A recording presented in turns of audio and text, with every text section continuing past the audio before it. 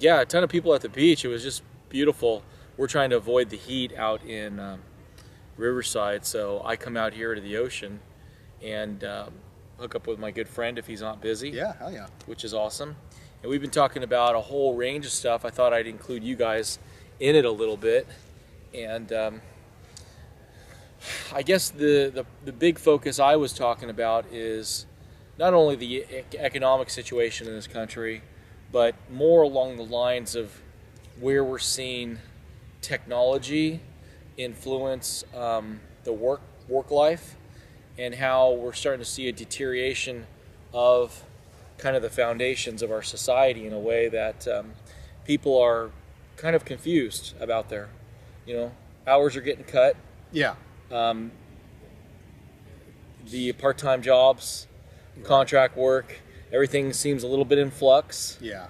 The 40, 50-hour work week seems to be going the age of the dinosaur. Massive baby boomers retiring. Yep. Putting a severe hurting on the system.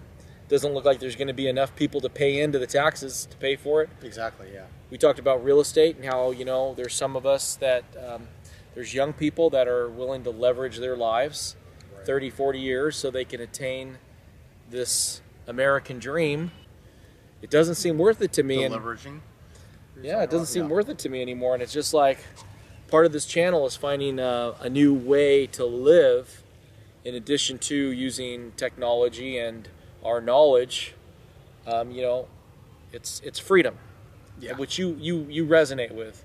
Absolutely. And you're an entrepreneur. Right. And I seem to talk with a lot of entrepreneurs and get along with a lot of entrepreneurs because I think you guys are already in the mindset where you're not dependent upon a corporation, a paycheck, and you're used to that kind of being up in the air with producing something yourself. So what do you think we're headed to in the future? What's happening in society? I mean, obviously there's people here coming home from work. There's still a lot of people that are plugged into society. We're not seeing a breakdown entirely of it. But you really believe there's going to be an end to all of this, don't you? Yeah, I believe so. I think technology is definitely going to bring about changes in which scarcity will be a thing of the past, and money is a catalyst for scarcity, scarce items to be traded among people. So once there is no such thing as scarce items or scarce resources, there's no real need for money. So there's no real need to go out to work. And we both follow Alvin Toffler, Ray Kurzweil, a lot of futurists. We were talking about artificial intelligence, the rise of the machines, the rise of the computers. And Alvin talks about a new energy source always comes in with a new civilization. Yeah. And it was fossil fuels that fueled coal. Industrial age, yeah. It fueled the industrial age. And I think we're both in agreement that it's probably going to have to be solar, not nuclear, that will be the dominant energy of the future. I mean, solar, I guess nuclear could be another one, but solar is definitely becoming a market that a lot of people are adopting. And what I saw with a Ray Kurzweil video, he was talking about how solar produces about 1% of the world's energy right now, and it only takes, and it's also doubling every 2 years, like the amount of energy you're able to harness for every dollar you put out for photovoltaic technology. So he's saying that like it only takes 7 doublings for 1% to become 100%. So in order to replace the usage of our current grid, in order to replace all the electricity that's required to run our grid right now, it's only going to take 14 years from now, and this is as of 2012. And there's a futurist named Diamond that talks about that. Diamond? Okay. Forget his name, but he says in 88 hours there's enough energy that hits the Earth that can power the world for like a year or something. Power the world for a year. Obviously, like though you wouldn't want to take all that because I'm sure some of that is used to heat the oceans and could have dramatic effects if you take the heat on the ecosystem. But they cover the whole Earth with you don't cover the whole Earth. But I've heard things of the nature of like a solar sphere, like an actual huge solar like planet that you put out in space that just totally harnesses the sun's energy and then beams it back here. And then what do we do with something like it? Well, let's say we have an unlimited energy source. Yeah. Then what do we do with it? That would be the question. I'm sure that would be pretty interesting. So that would put an end to the energy industry, and there's going to be, you know, like from a worker standpoint, like there would be a loss of jobs, and there will be turmoil because for them because they're still going to be dependent on money to go be able to purchase things. But at the same time, there should be deflation on costs, meaning you know, like food prices should drop because there's an abundance of it. At the same time that energy is like abundant now and not scarce, so therefore like it would keep reducing the price of energy until it's zero, and then you know, eventually we will adopt, you know, like the society, once it's like gotten rid of its cognitive dissonance or have gotten beyond that point, we'll be able to have a society without having to trade money for it. Yeah, right now I think there's a large percentage of us that are on the edge of forming a new society. I think part of it is online, and I guess what I'm in charge of, or what I am a part of, is not necessarily the technological aspect of it, but I'm more of the cultural sense where, you know, I'm off the grid somewhat. I live in a tiny home. Yeah. I don't have any utility costs, no rental costs. I live a pretty much carefree lifestyle, very frugal lifestyle. I'm nomadic somewhat, but I'm highly involved in producing videos and social commentary, and I talk about economics and stuff. So part of what I feel what I do is I push people in the direction of, hey, to reassess their lives in a sensibility that, hey, is working that 40, 50, 60-hour work week job that's getting you the new big home, the cars and stuff, is that really what you want? And in today's society, with what's available to us, can we achieve something relatively close to what you want out of life without being in debt and having to sacrifice all that time? Now, the problem, what I find now is, now that I've freed up all this time, literally I'm only working an hour or two a day.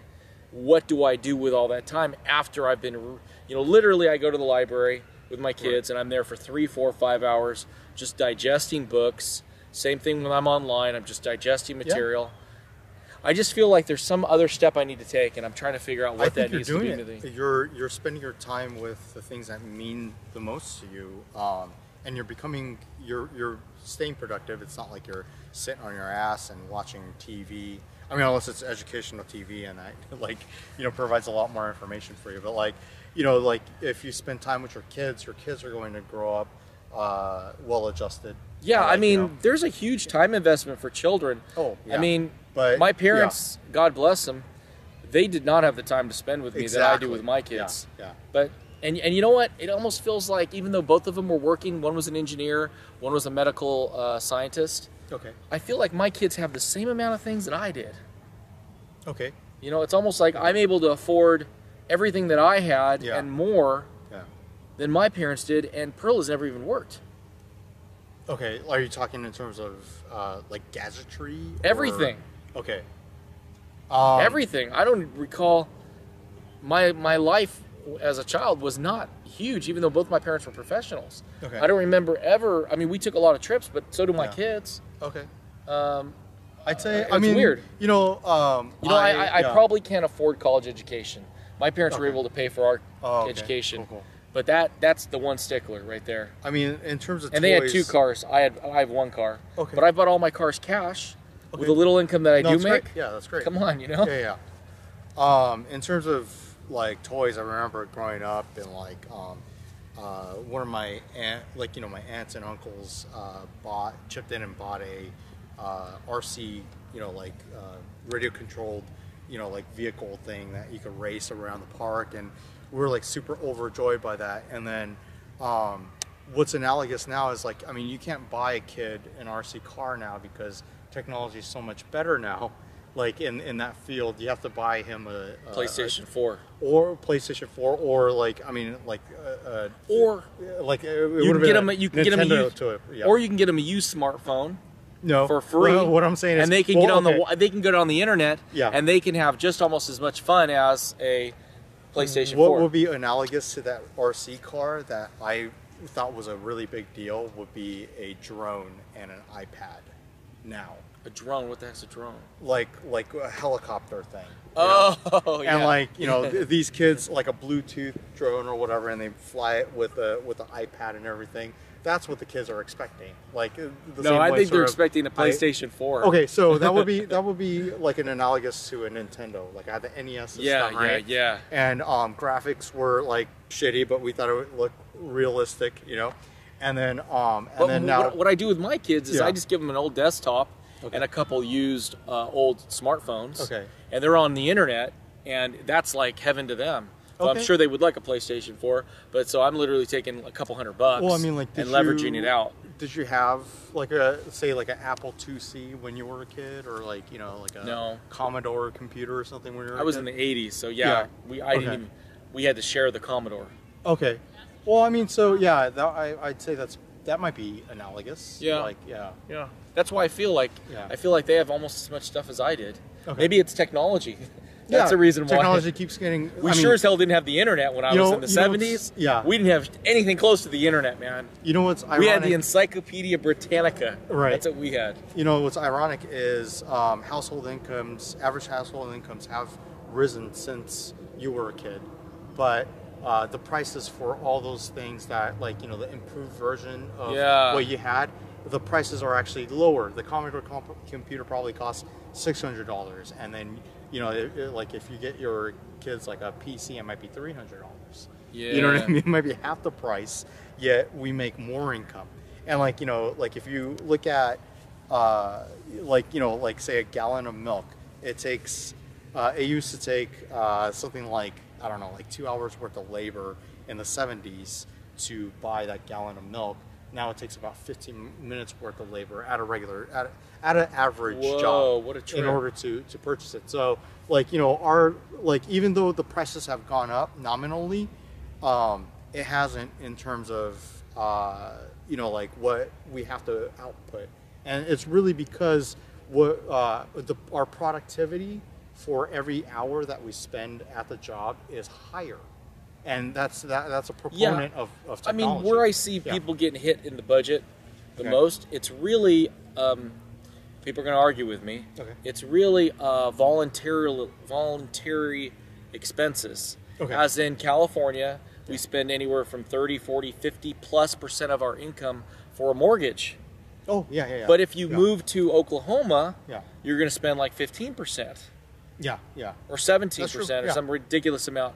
So, and How then about this? then the car you buy, Yeah. you can have a Beamer. Yeah. When a Ford is probably going to give you 90% of the value of that Beamer, but people will pay that extra money. Yeah. For those things, and it's totally based upon social status, has nothing to do Exactly. with utility or productivity. What about the ones that are specific to gender-based products? Like one of my biggest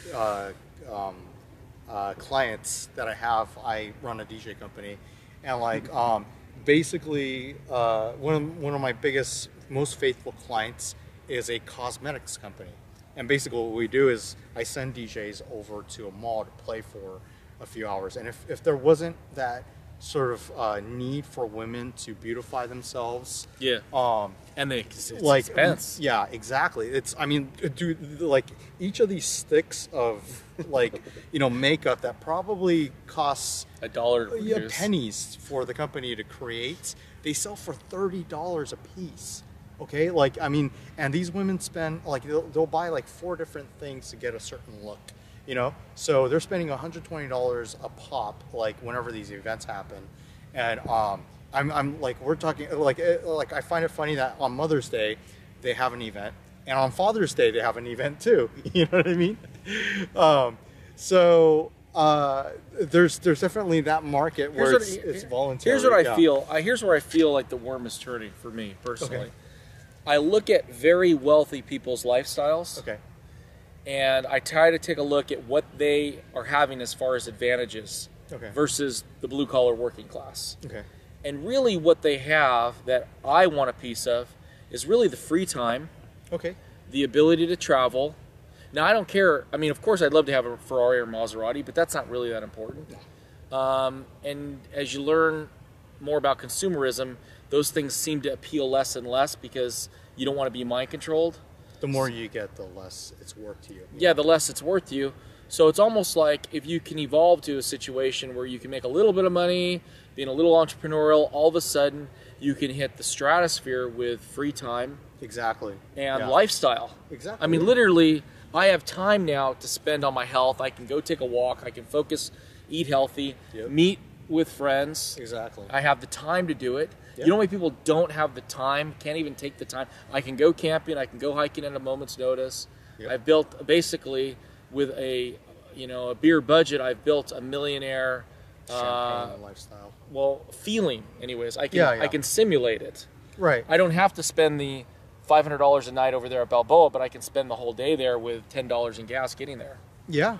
And it's just a matter of doing without the parts that cost a whole lot of money. Yeah, you have to just do without those parts. But it takes a certain amount of mental training in order to do it. And it's probably, I don't want to sound sexist or something, but like it's probably easier for men to be able to come to that conclusion that, hey, like I could live without a Maserati, but you know what? There's a lot of women that are listed that are here. Okay, yeah. There's a lot of women that are becoming frugal nowadays. Exactly. And because the there's consumer, smart ones. Yeah. The consumer culture does pick on women, man. Yeah, exactly. Because you know what? They had to focus on women. Women used to be frugal. Well, I think all women used to be frugal. Here's the reason because they why, had to be frugal. But the industrial-based society had to turn women into hyper consumers, and they did that through advertising. Traditionally, with the nuclear family, when it was introduced, women were the ones that held accounts. Men went to go earn the money, and the women were the money. Exactly, they were in charge of like disseminating the money, or like figuring out the budget and things like that. I mean, have you ever watched what is it, Dick Van Dyke Show? Like there's an episode. Yeah, those old school. Yeah. Yeah, like there's an episode where Mary Tyler Moore is putting away money into a secret account, and then Dick Van Dyke goes to the bank and finds out about it. And so I mean, like it kind of shows you like that was the model like throughout industrial history, is that women were the ones that were given the budget, or they were the ones that were in charge of the budget. So that's the reason why you would attack women to become consumers in that sense. And the argument that you and I are both making is along the Alvin Toffler line, that we are now saying goodbye to the Industrial Revolution. Yeah. Of course, it's still around. I mean, the cars behind us are mass industrial produced. The shirts that we're wearing are... Well, no. It's a very different paradigm from what it was before, because it's robotics that creates them now. And there's very fewer jobs, in the production of the cars. In the production of the cars. So there's the industrial... Alvin would argue. Yeah. Alvin would argue we're going from an industrial-based economy to a knowledge-based economy. Exactly. Yeah. Where it's based upon specific subsets of knowledge that is going to produce value. Right. So I mean, we were talking about the other thing earlier. Is there's people that play video games online all the time, right? And some of these people don't own cars, and they don't have a desire to purchase a car because the millennia. The millennia kid, the Generation Y kids or whatever. I'm actually a Gen Y also, but like you're Gen Y. Yes, I thought you're not Gen X. No, I'm a little after that. Then you're Gen Y, man. You're a millennial. Yeah, I'm a millennial. And there's a lot of us that, or kids that grew up, are a little bit younger than I am. They are at home, and their universe is online, and Instagram, smartphones. Exactly. Well, they don't exactly have a need for cars. They don't have a desire to go purchase cars. And as time goes by, there's going to be more people like that. They can't afford them either. They can't afford them, but they don't exactly have a need for it either. They have all their friends. I mean, like my last girlfriend. That's why. Okay. Let me mention something really quick before you say that. I was at a pizza place in San Clemente, man, and these people must have been 70 years old running the place. Yeah. And I was like, why don't you guys bring some young people? Yeah. And they said, young people. Okay, the millennials, They don't want to hire these young people. because So they're 70 yeah, years old. They're yeah. trying to make 20 pizzas. Okay. And I'm just like, holy crap, this, You know, yeah, something's yeah. happening here. Well, you know, like the millennials, like to some extent, don't have an incentive to go earn stuff because they get their fulfillment playing video games sometimes. Some of them do. Like, I mean, we're in Orange County. We're the home of Blizzard Incorporated, or whatever, like, you know, the video game company that makes World of Warcraft. That's one of those video games. I got a couple friends that know people there. That, I mean, like, they get really deeply rooted in that, right? I mean, as long as Comic-Con, San Diego. yeah, there's You know, all that too. stuff. Of course. So the more time you spend and create value for yourself, like sitting in front of a computer and playing video games, the less need you have to go earn a living, because all you really need is to feed yourself, and you get fat like in your seat. But like you're like I like that one. you're completely like at that point, like you don't care about your body. You get your Yeah. social. You get your Excitement and everything. social Yeah. excitement, social capital, Out social there in the ether. Yeah. Yeah, you get it. You get the affirmation too. Affirmation in the internet, not in the real life.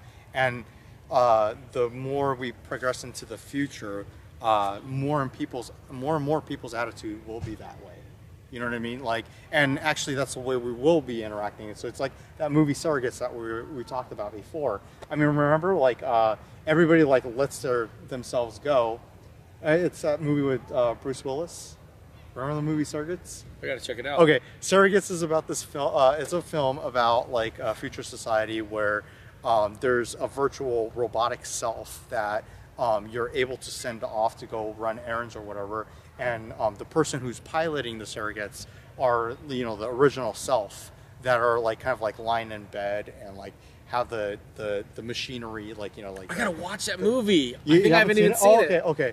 I thought you were the one that like introduced me to that movie. Maybe I did. I'm totally freaking out. I want to see Okay. it. Well, anyway, so you know, that's kind of the way things are going to be. Except like your surrogate will be actually on the internet. You know, like it's not. That's it's why not I gonna- can't it's gonna get be this whole yeah. internet. I didn't have the internet Okay. for my first 18, 20 years. Yeah, yeah. I mean, shit, man. We grew Yeah. up without it. Yeah, yeah, yeah. So I can get involved in the internet just through YouTube. This is about as much as I can. Okay. I don't get the whole social media and all that Yeah. sort of stuff. But like YouTube is just enough where it's close enough to reality. Yeah. And even then, you and I cannot have conversations Well, this like, way. I mean, okay. don't we have to be in person to have these type of conversations? It seems. Not if technology evolves enough to like Replace it. Right, Ray Kurzweil is talking about in The Singularity is Near. He talks about this thing called foglets, okay? And like, so we're, okay, so say we have Google Glass, right? It doesn't have to be permanent. It could be like, say, something you put on, like on your head, right? And then, like, I mean, you could even like virtually have sex if you wanted to, because like, Oh, they have that now. They got these machines, Yeah. and they got clothing, and it's Okay. you put it on, Yeah, yeah, yeah. and you basically feel your monitor, and it feels the person. They got it. now. Okay, no, yeah. They might react to it that way or whatever, Yeah. right? But like, Kinda weird. there aren't objects, and like, you know, they're like their body isn't represented in front of you though. No. You don't feel it. Okay, so foglets is a thing where like they're nano, you know, like basically molecular flying robots that attach itself to create forms. And so like say like, but like it's gonna look like a little like a gray mass of things. But like, so in order to visually be able to see color and stuff like that, you would put on a set of glasses or like, you know, like contact lenses that have that are like, you know, like add like, you know, alternate reality to that foglet. And then so it's as if we're like, I could look around and I could be in my bedroom and I would hear the cars rushing by here and see grass and trees and see you in front of me. And if I need to touch something, like if I want to touch this camera, a foglet would form like and it'll give me the sensation of touching it. You understand what I mean? So like, No, you know, I don't understand what you mean, but that's freaking weird. so stuff, man. like these, I mean, these are technologies that are developing right now. It's happening, you know. So eventually, like it really won't matter where you are, as long as you're able to attach yourself to that to machinery or whatever. Like in a sense, I mean, of course, like you're like your physical self, if you wanted to be not let it deteriorate or whatever, you're gonna want to go out and exercise and build muscle. And some people will opt out of that. But of course, if you're living in the virtual reality will actually give you a lot more augmentation of the mind. You know what I mean? I believe that's already happening. People Yeah. are so much into their smartphones and stuff. Yeah. And we were talking about this earlier. I think by being on the internet so much, and I've tried to be not a heavy internet user. I've used to be on for like 8-10 hours. Now I try to limit it to like 2 to 3, maybe 4. Yeah. I really try to do. I'm watching more movies now and stuff. Yeah. But Terrence McKenna, and I told you this earlier, he said all this internet usage is the same as psychedelics. Right. That's Being more- on LSD and mind expanding drugs. Yeah. And think about it. Enlightening thing. Yeah. Enlightenment, whatever. Think about it. There's a whole class, millions of Americans that are having their mind expanded by interacting back and forth via YouTube and beyond. Yeah. And there's kind of this disunity, polarization happening in our society where people that don't have access to the information seem like freaking morons. Right. Or they seem like they're just zombies Yeah. versus people that are. I mean, how often do we get to talk to other people that are informed, like the way we're informed? Yeah. Not too many, but yeah, I do have other friends, especially in Orange County, and half of them work at Blizzard actually. Oh, okay. They're the ones within technologies or whatever, if that's their field. They are the ones that think about this a little bit more, But I mean, also, we're talking about there's more people in third world countries that have access to cell phones than they have access to clean water and toilets, and we're bringing their minds online as well. We're able to eventually. I mean, eventually we won't even have to learn their language because things will be translated in real time. So we could speak and communicate with them and trade ideas, and they could be somebody who's completely third world, and we'd be able to teach them what we understand about agrarian, industrial, and knowledge-based society, and the several epochs of the singularity or whatever. So yeah, they're saying some of these third world countries are leapfrogging the industrial. Oh, totally, yeah. I think China, yeah. China went through industrial buildup. But they're saying like Estonia, some small countries are jumping to the knowledge-based technological. They aren't having an industrial revolution at all. They're not. Well, they are somewhat, but they're not doing. They're not doing the massive manufacturing. Yeah, I know. Well, I mean, they just jump into the service sector or tech sector or whatever it is. I think this is in the third wave. Alvin Toffler's the third wave. He does talk about China, and he says that what they're developing is not only or maybe it was Revolutionary Wealth, but he's saying that read that book. they didn't I mean, they created the it was an agrarian society to start with, but they built the industrial age and the knowledge-based age at the same time. Okay, Yeah. I can believe that then. Yeah. They're doing a bunch of crazy crap in China, stuff we don't even know about. They're trying to make 1,000 Einsteins. Hear about genetic modification and stuff? Oh, really? Yeah, they do crazy shit over there. Yeah, leave it to the Chinese to do that. Okay, guys, G for T. Hey, sorry this video went so long. No, man. How many minutes was it? 40? I don't even know, dude. Wow, dude. Yeah, it's gonna be. Well, for those of you guys that hung in there, it's dark all around us, but my camera's picking up the lighting pretty good. Yep. So, peace out, G for T. Ease up. Here in South Orange County. No, actually, North Orange County, Central Orange County. We are in Fountain Valley right now. Fountain Valley. Just came back from Balboa. And definitely, guys, I'm looking to go, travel a little bit. We're going to go up to Northern California. If any of you guys want to hook up, let me know below in the description box so you can reach me. Peace out. God bless. Take care.